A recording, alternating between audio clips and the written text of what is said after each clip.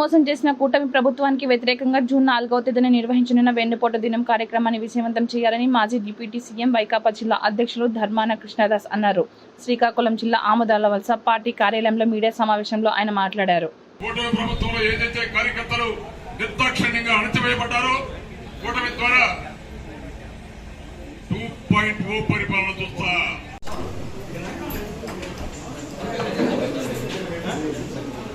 రాష్ట్రంలో అధికారం వచ్చిన తర్వాత సంవత్సర కాలం పాలన జరిగింది.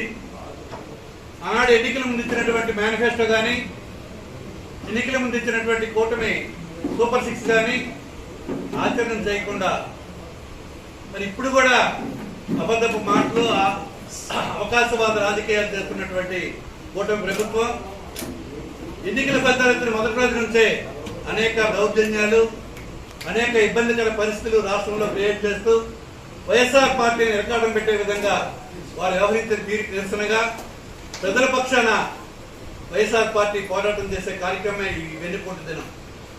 వెన్నుపోటు అంటే మీకు కత్తి పట్టుకొని కోడికత్తిలాగా అందరినీ పొడిసే కార్యక్రమం కాదు. చంద్రబాబు నాయుడు గారు ముఖ్యమంత్రిగా ఉండి కూటమి ప్రభుత్వ అధినాయకుడిగా ఉండి ప్రజలకి చెప్పిన మాటలు ఆచరణ చేయాలని చెప్పి ప్రజల తరఫున వైఎస్ఆర్ పార్టీ పోరాడుతున్నటువంటి పోరాటమే ఈ వెన్నుపోటు దినంగా మేము ఈ కార్యక్రమాన్ని చెప్తున్నాం. 4వ తారీఖున రాష్ట్రం అంతా కూడా అన్ని నియోజకవర్గ కేంద్రాల్లో పెద్ద ఎత్తున ప్రజలతో స్వచ్ఛందంగా ప్రజలు కూడా తరలిచ్చి రావడానికి మరి మాకు అనేక రకాల సందేశాలు ఉన్నాయి. మరి వారి సమాచారం మేరకు వైఎస్ఆర్ పార్టీ శ్రేణులతో కలిసి ఈ వెన్నుపోటు దినం మళ్ళీ మీరు ఏదైతే వాగ్దానాలు ఇచ్చారో అవి ఆచరణ చేయాలని ప్రజల తరఫున పోరాటం చేయడానికే ఈ కార్యక్రమం మన ప్రీతం నాయకులు జగన్మోహన్ రెడ్డి గారు పెట్టడం జరిగింది. మరి ఈవేళ దాన్ని కూడా పోలీసులు ఈ కార్యక్రమం చేయొద్దు, మీరు వెన్నుపోటు అంటున్నారు, అందుకోసం అటువంటి కార్యక్రమాలు అయితే మేము పర్మిషన్ ఇవ్వమని చెప్తున్నారు.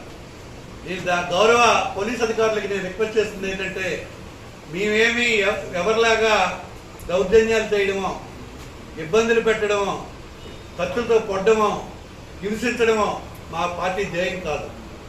ప్రజల తరఫున మీరు ఏదైతే వాగ్దానం ఇచ్చారో అవి ఆచరణ చేయమని చెప్పి అడగడానికి ఏదైనా ఒక పేరు పెట్టాలి కనుక ప్రజలకి మీరు చేసే కార్యక్రమం పార్టీ చేసే కార్యక్రమం మరి ఆ ప్రభుత్వ పరంగా ఉండి ఒక పక్షపాత వైఖరితో ప్రజల పక్షం మీరు వ్యవహరిస్తున్న తీరు నిరుద్యోగులందరినీ మీరు తొలగిస్తున్నారు. ఇచ్చిన హామీలు ఏమీ చేయలేదు.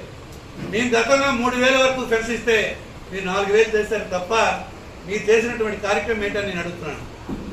మీరు 24 గంటలు అమరావతి రాజధాని కడతా ఉంటారు. రాజధాని మీకు కట్టద్దని మీరు చెప్పలా.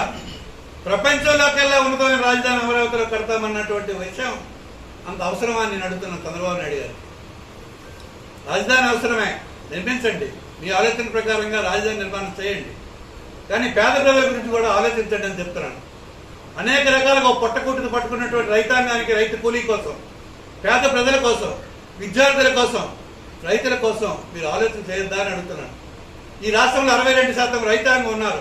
రైతు కూలీ రైతు ఆధారిత పరిస్థితుల మీద ఆధారపడిన జనాభా 62% ఉన్నారు. వారందరికీ మీరు ఏం సమాధానం చెప్తారు? మీరు కేవలం కొద్ది మందికి మాత్రమే ప్రయోజనం చేసే కార్యక్రమాలు చేస్తున్నారని మాకున్నటువంటి ఇన్ఫర్మేషన్. అది ధర్మం కాదు.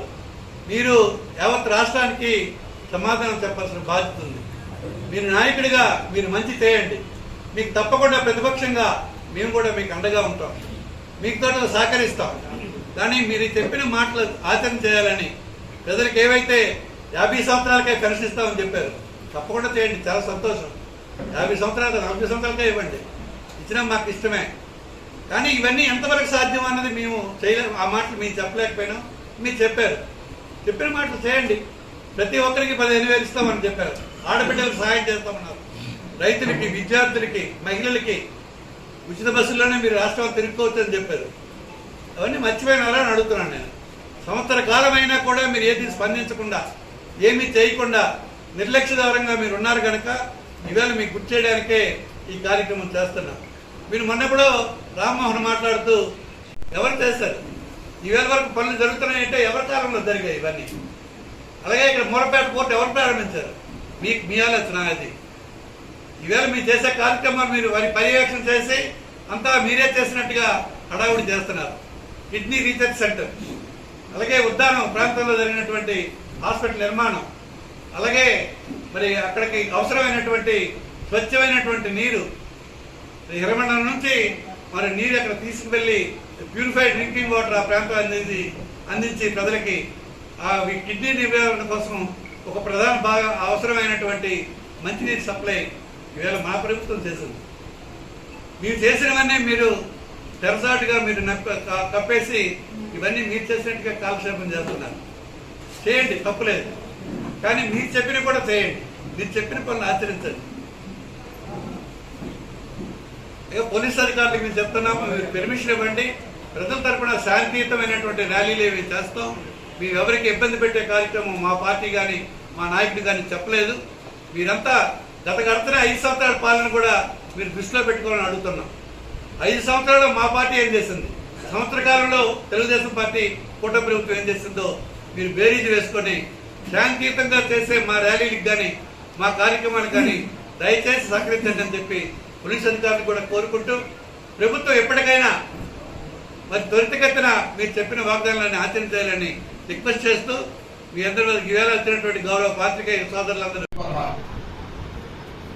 అందుకే నేను రవికుమార్ గారిని కోరుతున్నా, దీన్ని మీరు కాపీ చేయండి. వెన్నుపోటు ఎందుకు మాట్లాడుతున్నామంటే చంద్రబాబు నాయుడు గారి రాజకీయ జీవిత అలంకరణమే వెన్నుపోటుతో ప్రారంభమైంది మనందరికీ తెలుసు. చంద్రబాబు నాయుడు గారికి వెన్నుపోటు అనేది వెన్నతో పెట్టినటువంటి విద్య. పిల్లనిచ్చినటువంటి మామైనటువంటి ఎన్టీ రామారావు గారిని వెన్నుపోటు పొడిచి అధికారాన్ని స్వీకరించి బలవంతంగా అధికారాన్ని లాక్కొని ఎన్నికల సందర్భంలో మోసపూరితమైనటువంటి మాటలు చెప్పి ఇవాళ రాష్ట్ర ప్రజానీకానికి కూడా వెన్నుపోటు పడిచిన సందర్భం ఈ సందర్భం. అందుకే జగన్మోహన్ రెడ్డి గారు ఇవాళ పిలిపించారు. ఎన్నికల సందర్భంగా మీరు మాట్లాడినటువంటి మాటలు నెరవేర్చాలి, రాష్ట్ర ప్రజానీకాన్ని చైతన్యంతో చేద్దాం. సుదీర్ఘంగా నాకు పరిపాలన అనుభవం ఉంది. 40 సంవత్సరాల పైసలకు రాజకీయ అనుభవం నాకు. 14-15 సంవత్సరాల నుంచి ముఖ్యమంత్రిగా చేశాను. ఈ రాష్ట్రంలో ప్రతి అడుగు నాకు తెలిసినటువంటి పెద్ద మనిషి.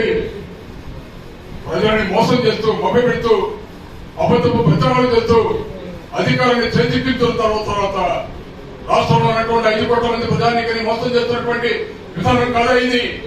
నిలదీసి అడగవలసినటువంటి సమయం అవసరమైంది.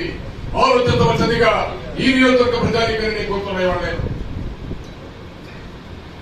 ఇవాళ అమరావతి ఆ విధంగా ఎన్నికల సందర్భంలో అనేకమైనటువంటి మాటలు మనకు చెప్పారు. ఒక్క మాట కూడా నెరవేర్చలేనటువంటి దుర్మార్గమైనటువంటి పరిపాలన ఇవాళ ఓటమి ప్రభుత్వం చేస్తుంది. ఇవాళ మీ ముందు ఇది తెలుగుదేశం పార్టీ యొక్క ఎన్నికల మేనిఫెస్టో. ఎన్ని విషయాలు చెప్పారంటే ఇందులో ఈ రాష్ట్రంలో ఉన్నటువంటి వెనుకబడినటువంటి తరగతుల ప్రజానీకానికి, బడుగు బలహీన వర్గ ప్రజానీకానికి, దళిత ప్రజానీకానికి, ఆదివాసీ ప్రజానీకానికి, మహిళా వర్గానికి, రైతాంగానికి అన్ని హామీలు ఇందులో గుప్పించారు. మీరు ఇచ్చినటువంటి ఎన్నికల ప్రణాళికలో ఒక్క విషయాన్ని సరే మీరు సంపూర్ణంగా ఇంప్లిమెంట్ చేసి ఇంటింటికి వచ్చి మీ బిడ్డలో ఉంటే ఒక్కొక్కరికి 15,000 చొప్పున, నీకు 15,000, నీకు 15,000, నీకు 15,000 అని ఇంట్లో 4 ఉంటే 60,000 ఇస్తామని ప్రకటించారు.